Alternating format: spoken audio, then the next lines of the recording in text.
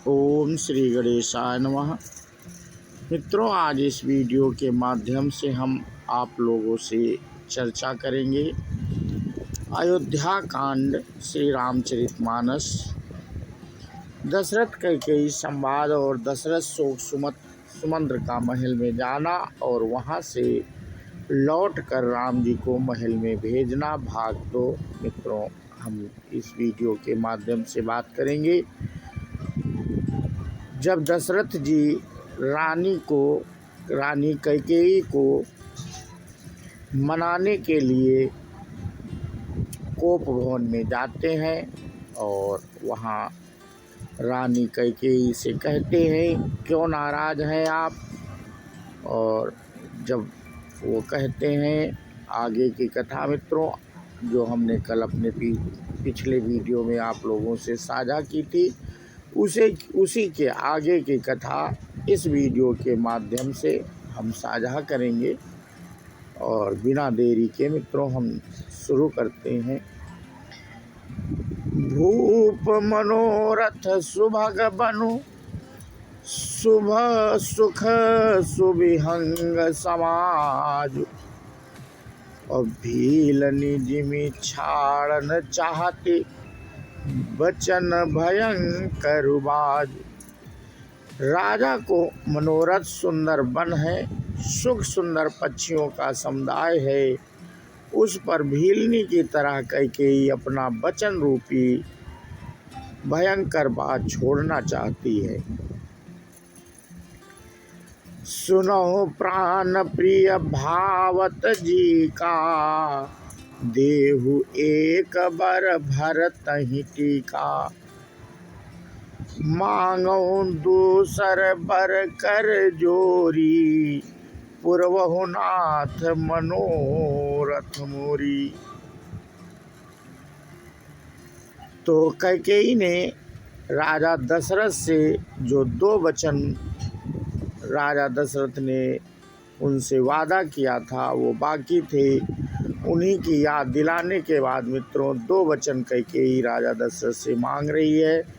वह बोली, हे प्राण प्यारे सुनिए, मेरे मन को भाने वाला एक वर तो दीजिए, भरत को राज तिलक, और हे नाथ दूसरा वर भी मैं हाथ जोड़कर मांगती हूँ, मेरा मनोरथ पूरा कीजिए। तापस बेश विषेखी उदासी, और 14 बरसी राम बनवासी, सुनी मृदु बचन भूप ही शोकु, और शशि कर छुअत विकल जिमि कोकु।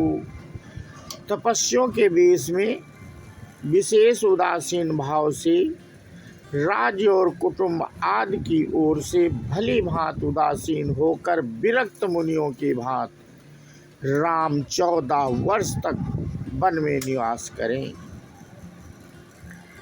कैकेयी के कोमल विनय युक्त वचन सुनकर राजा के हृदय में ऐसा शोक हुआ जैसे चंद्रमा की किरणों के स्पर्श से चकवा विकल हो जाता है। गए वो सहमी नहीं कछु कही आवा, और जनु सचान बन झपटे उलावा, विवरण भयो निपट नर पालू, और दामिनी हन्यो मनहु तरु तालू। राजा सहम गए, उनसे कुछ कहते ना बना, मानो बाज वन में बटेर पर झपटा हो। राजा का रंग बिल्कुल उड़ गया, मानो ताड़ के पेड़ को बिजली की ने मारा हो। जैसे ताड़ के पेड़ पर बिजली गिरने से वो झुलस कर बदरंगा हो जाता है, वही हाल मित्रों राजा दशरथ का हुआ। माथे हाथ मूंदि 2 लोचन, और तनु धरि सोचु जलाग जनु सोचन, मोर मनोरथ सुर तरु फूला, फरत करि निजिमि हत्यु समूला। माथे पर हाथ रखकर दोनों नेत्र बंद करके राजा ऐसे सोच करने लगे मानो साक्षात सोच ही शरीर धारण कर सोच रहा हो।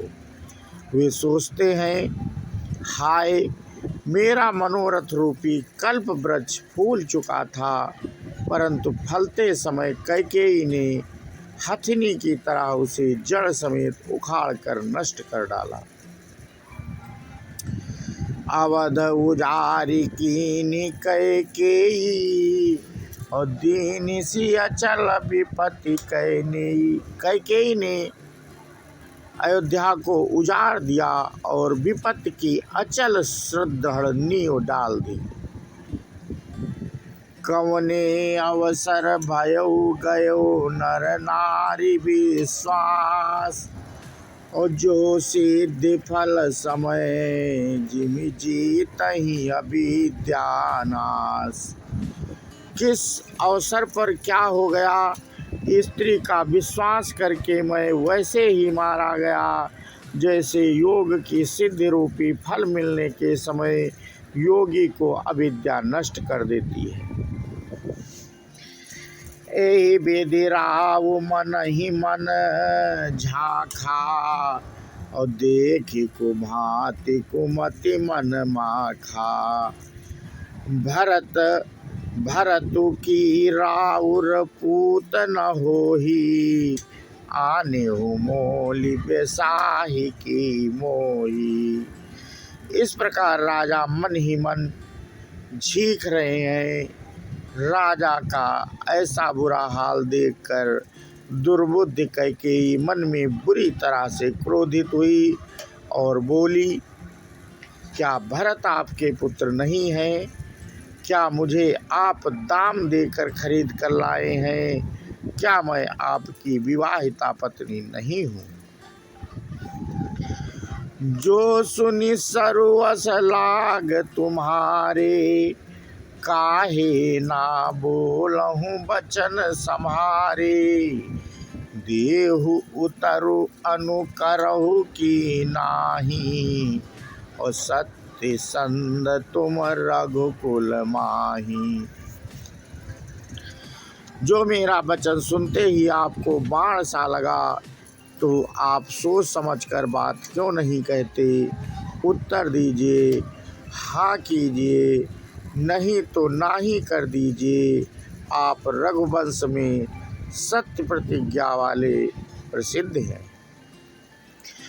देन कहो अब जनि बरु देहु तजहु सती जग अपजस लेहु। सत्य सराहि कहो बरु देना जाने ले ही मांगी चवेना। अपने ही वर देने को कहा था, आपने ही वर देने को कहा था, अब भले ही ना दीजिए, सत्य को छोड़ दीजिए और जगत में अपयश लीजिए। सत्य की बड़ी सराहना करके वर देने को कहा था, समझा था कि यह चवेना ही मांग लेगी। शिवि दधीचि बलि जो कछु भाखा तनु धनु तजेऊ बचन पनु राखा। अति कटु बचन कहत कैकेयी मानहु लोन जरे पर दी। राजा शिव दधीच और बलि ने जो कुछ कहा, शरीर और धन त्याग कर भी उन्होंने अपने वचन की प्रतिज्ञा को निभाया। कैकेयी बहुत ही कड़वे वचन कह रही है, मानो जले पर नमक छिड़क रही हो। धर्म धुरंधर धीर धरि नयन उघारे राय। सिरु धुनि लीन उसासयसी मारे सी मोहि कुठाई। धर्म की धुरी को धारण करने वाले राजा दशरथ ने धीरज धरकर नेत्र खोले और सिर धुनकर लंबी सांस लेकर इस प्रकार कहा कि इसने मुझे बड़े कठोर मारा, ऐसी कठिन परिस्थिति उत्पन्न कर दी जिससे बच निकलना कठिन हो गया। आगे देखे जरत सिर भारी, और मनहु रोष तरवारी उधारी। मोटी कुबुद्धि धार निठुराई, और धरिय कुबरिय सान बनाई। प्रचंड क्रोध से जलती हुई कैकेयी सामने इस प्रकार दिखाई पड़ी, मानो क्रोध रूपी तलवार नंगी म्यान से बाहर खड़ी हो। कुबुद्धि उस तलवार की मूठ है, निष्ठुरता धार है, और कुबरी मंथरा रूपी सान पर धार रखकर तेज की हुई है। लखी महीप कराल कठोरा, सत्य की जीवन ले है मोरा। बोले राहु कठिन कर छाती, बानी सविनयता सुसुहाती।